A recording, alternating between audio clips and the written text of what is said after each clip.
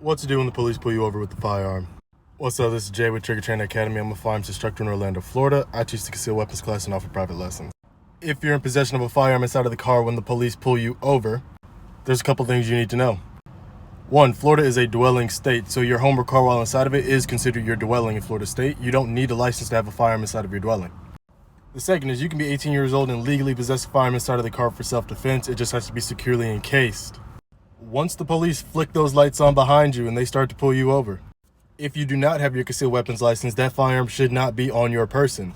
If you do have your concealed weapon license, you're fine, just keep staying calm. Once the officer gets to the window, understand this now.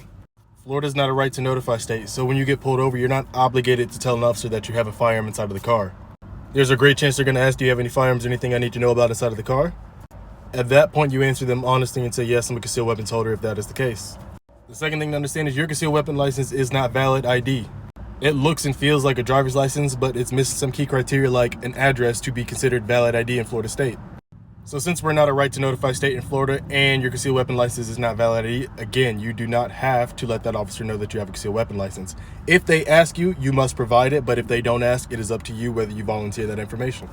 Now, if you don't have your concealed weapon license and you feel nervous to a degree, understand, a traffic stop is a traffic stop. If you were pulled over for speeding, swerving, running a stoplight, whatever it is, keep the conversation about that.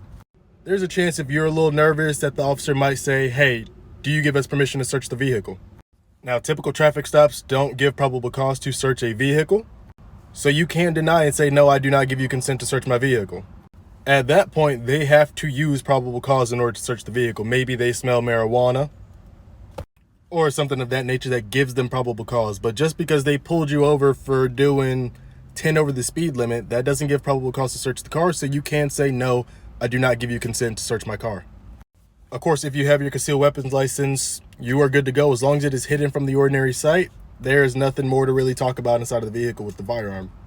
Again, whether you volunteer to let the officer know that you have one or not is completely up to you. I can't stress this enough. If you don't have your concealed weapon license and you have that firearm on your person from the moment that officer flicks on his lights behind you, you have about 15 seconds to get that firearm off of your person, put it in the center console, glove compartment, a book bag that is not on your person. Just because your car is your dwelling in Florida state does not give you the authorization to carry a concealed firearm on your person. There's a great chance if they saw it on your person, they would try to charge you with possession of a concealed weapon. And at that point, you'd have to go fight it and try to beat it in court, in which most cases a lot of people do beat it. It is just a hassle to have to go do.